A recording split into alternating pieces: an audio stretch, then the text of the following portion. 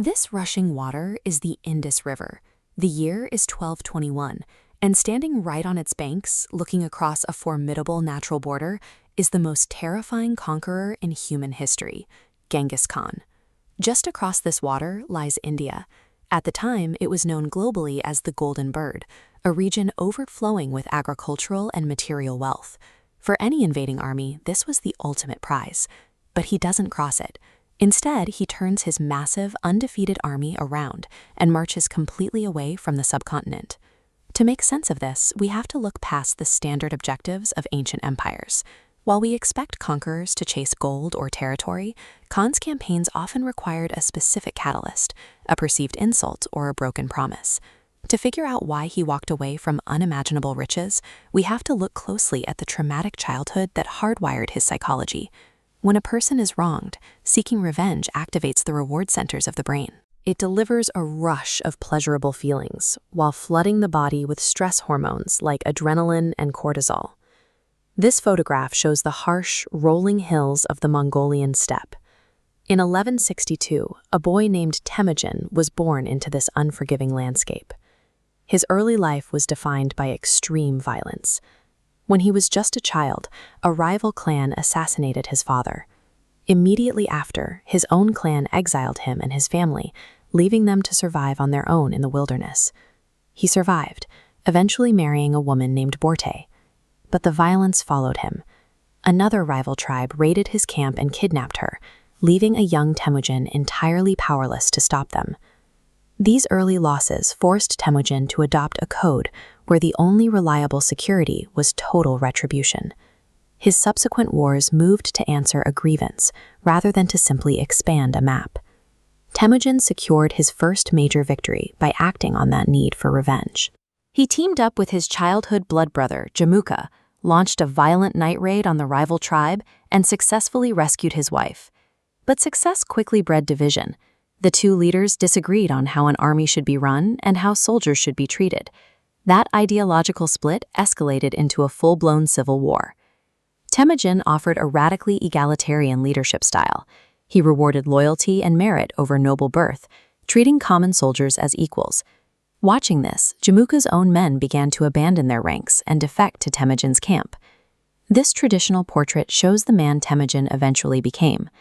After defeating his brother and uniting all the warring Mongolian tribes under his sole command in 1206, he took on the title Genghis Khan. He was no longer a destitute outcast fighting local skirmishes. He now possessed a massive, unified military machine, and he was ready to apply his philosophy of vengeance on a global scale. His immediate targets were the Jin dynasty and the Western Shah. For centuries, Chinese rulers had repeatedly invaded, humiliated, and oppressed the divided Mongol tribes. Looking at this stone path along the Great Wall of China, you can see the scale of the defenses the Mongols faced. Genghis Khan overcame this by absorbing Chinese siege tactics, learning to encircle and starve out heavily fortified cities. Within 5 years, his armies breached those massive walls. He conquered their territories, subjugated their leaders, and systematically extracted his revenge against the very empires that had terrorized his ancestors. Next came the neighboring Karakitai Empire. They made a fatal error. They captured a Mongol city and executed its leader, who happened to be Genghis Khan's son-in-law. Genghis Khan immediately marched on the Karakitai and completely dismantled their state. This rapid expansion was a systematic eradication of anyone who insulted his family or his people. By 1219, the Mongol borders rubbed up against the massive Khwarezmian Empire to the west. Initially, Genghis Khan wanted peaceful economic relations. He sent trade envoys to open up lucrative routes between the east and west. The Khwarezmian ruler, Ala al-Din Muhammad II, suspected the merchants were spies. In a display of arrogance, he publicly humiliated them and had the Mongol envoys executed. This historical manuscript painting depicts the brutal Mongol cavalry tactics that followed. Genghis Khan responded to the murdered envoys with total, unyielding war, unleashing an unprecedented scale of destruction upon the offending empire. The Khwarezmian ruler fled, and his massive empire was violently absorbed into the Mongol domain, effectively wiped off the map.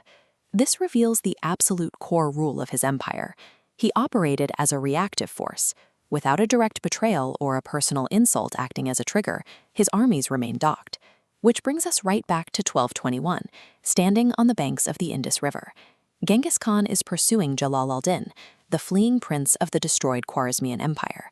Desperate and out of options, the prince crosses into India and begs the Delhi Sultanate for military aid and asylum against the Mongol pursuit. The Delhi Sultanate makes a strategic choice. They flatly refuse to help the prince, opting to maintain absolute political neutrality instead of provoking the Mongol army. This ancient stone relief carving shows a seated Buddha, hinting at another layer of restraint. India was the sacred birthplace of Buddhism, a religion whose moral teachings Genghis Khan respected and permitted within his ranks. By refusing to aid the prince, the Delhi Sultanate ensured Genghis Khan had no personal score to settle. While geography and climate played their roles, the lack of a direct betrayal meant the primary trigger for a Mongol invasion was never pulled. As seen on this map of Asia, a massive geographic distance separated Genghis Khan at the Indus River from his territories in China. Word reaches him that the Western Shia refused his order for military reinforcements. That single act of insubordination triggers his revenge reflex. He abandons his pursuit in the south and hooks Shumpli east toward China to punish the betrayal. The Golden Bird of India was spared because it maintained its neutrality, while China offered a fresh insult that demanded a response.